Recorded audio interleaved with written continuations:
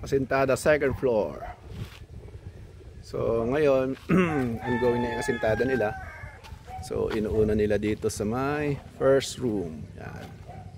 So 3 meters yung ano niyan, yung taas na mga walls. Then biga ulit, roof beam, then trusses. Yan. So malaki yung ano diyan, yung bintana. Ito yung sa may dalawang CR. Yan. So sa dalawang CR, yan. So may separation siya. Okay.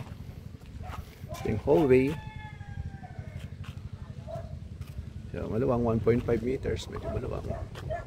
Tapos ito yung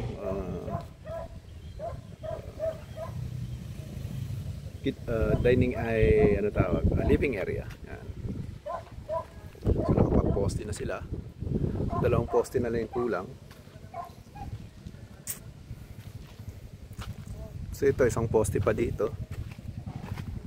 Isang poste pa para kakapit dun sa ano natin, roof beam.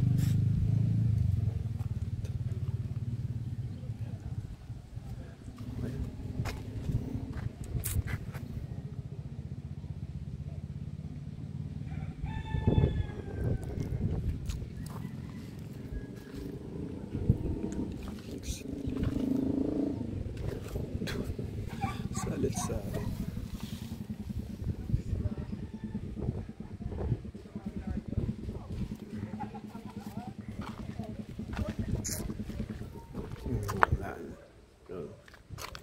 so ganito yung tsura niya dito.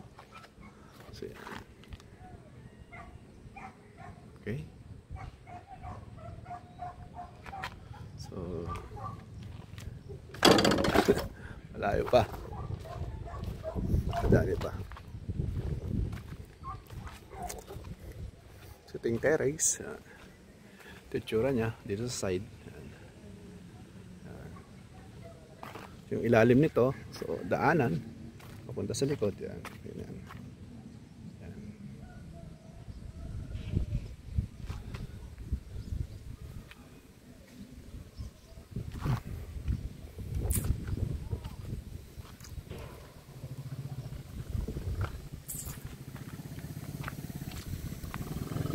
Okay.